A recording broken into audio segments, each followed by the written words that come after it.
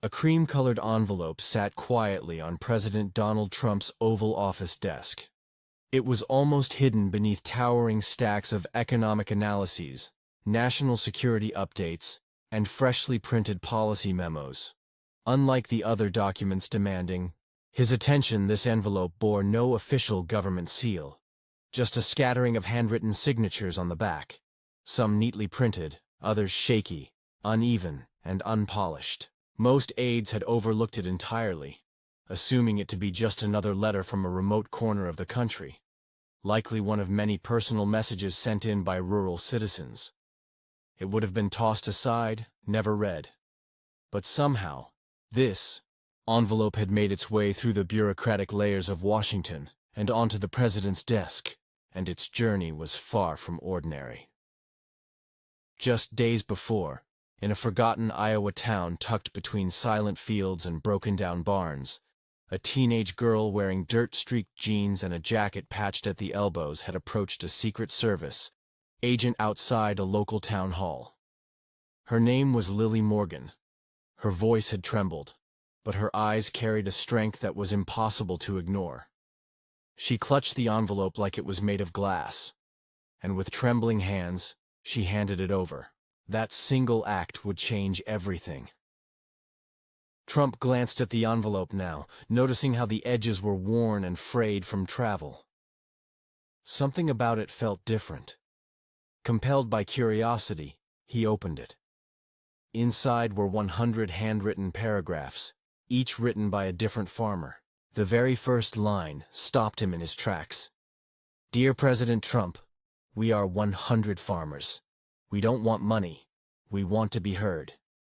He leaned back in his chair as the noisy bustle of Washington faded into silence. Far from the noise of the Capitol, in a modest farmhouse surrounded by barren soil and a wheezing windmill, 17-year-old Lily sat at her kitchen table, writing in her tattered notebook. Her mother, Rebecca, stood at the sink peeling potatoes, her gaze distant. Since the tragic day when Lily's father collapsed in their cornfield from a heart attack, everything in their lives had changed. The farm was buried in debt. Their tractors had rusted under the open sky. The bills kept coming, but no help came from the outside world. It was as if their pain was invisible. At her father's funeral, Lily had made a silent promise. She would not allow his voice, or the voices of other farmers like him, to be erased by silence. Over 6 long months she wrote letter after letter to farmers across the Midwest, pleading with them to share their stories. They responded, sometimes in sorrowful ink-stained notes, sometimes with photos, sometimes with trembling handwriting telling tales of pain, perseverance, and pride. Some spoke of barns falling to pieces, others of sons and daughters leaving for cities and never returning. Lily took those stories and bound them together using thread from her father's old coat. And then, with more bravery than she felt, she delivered it in person to the president's security team.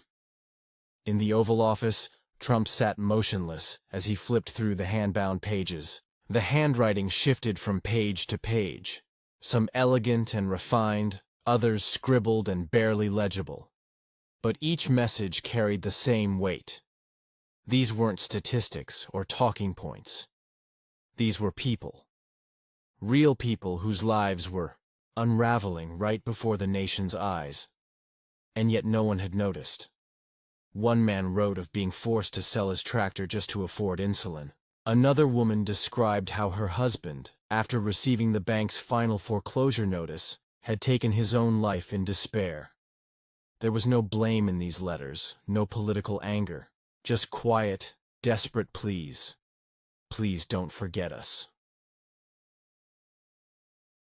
One letter in particular stuck with him. "We're not asking you to save us," it read. "We're asking you not to forget us." Another said, "If you ever walk through a cornfield, remember we were here." Trump, known for quick decisions, and always being connected to his phone, didn't reach for it this time.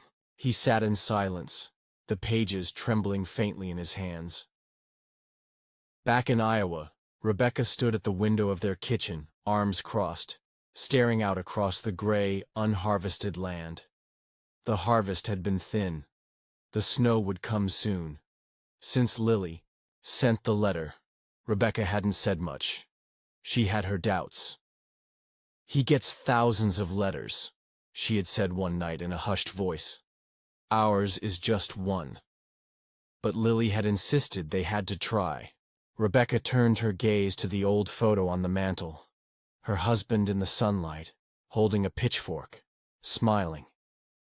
Never imagining that a year later, the strain of keeping the farm afloat would take his life.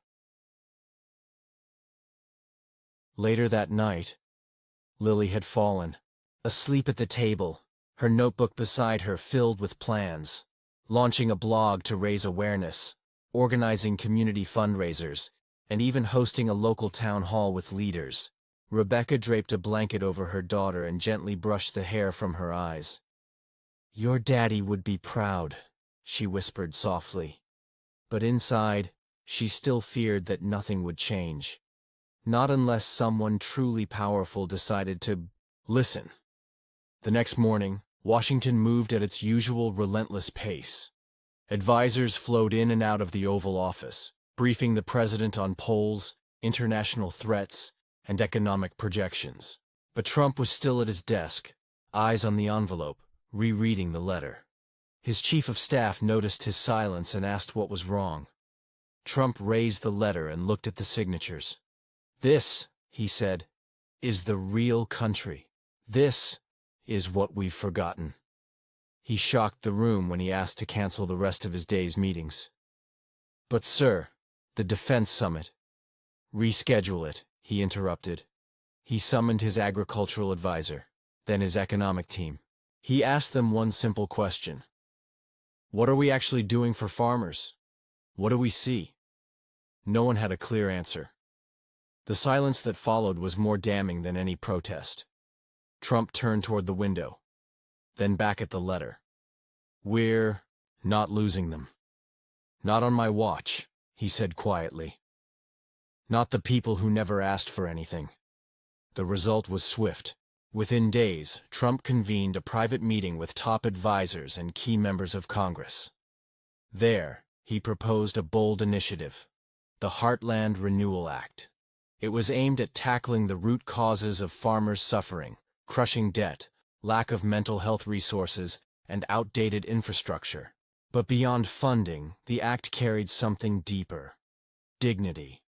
Trump made it clear this wasn't about party politics. It was about America's backbone, the people who fed the nation. Some lawmakers hesitated.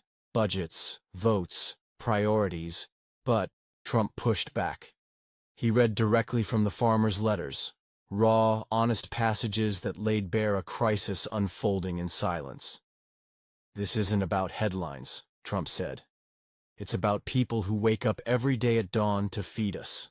We owe them more than speeches." Momentum built. The bill was written.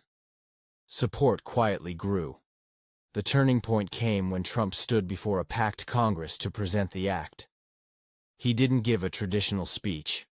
Instead, he read excerpts from the letter. He spoke of John, in Nebraska, who lost 3 harvests to drought, but never skipped a morning feeding his animals. Of Maria in Kansas, working 2 jobs so her kids wouldn't go hungry. Of David, who watched his family's farm, land settled by his great-grandfather, be taken by the bank.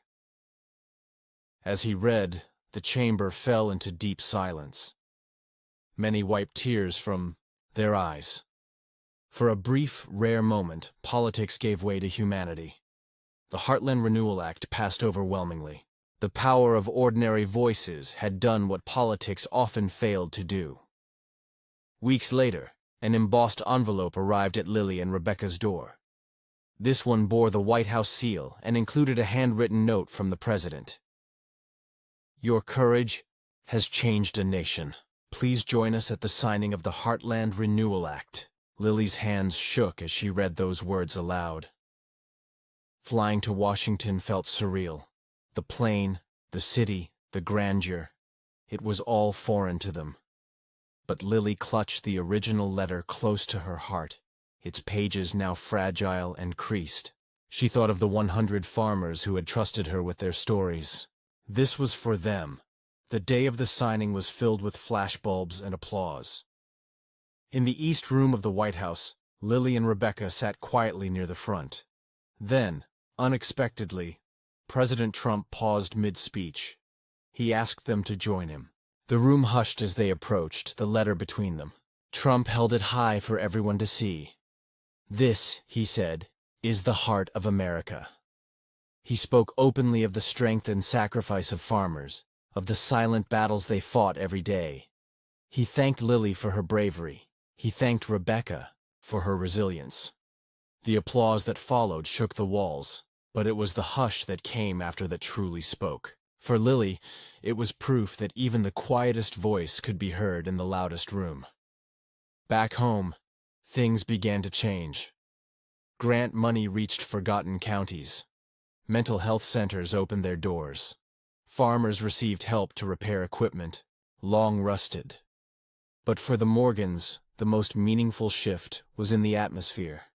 Neighbors stopping by again, people smiling without fear, a sense of unity long missing. One golden evening, Lily and Rebecca stood at the edge of their field. As the sun dipped low, the ground was slowly healing, and so were they. Lily opened her notebook again, already planning, spreading awareness to cities, building farmer-to-farmer networks, and continuing to share stories. Rebecca squeezed her daughter's hand. "Your dad would be proud," she whispered again. This time, hope felt real, because now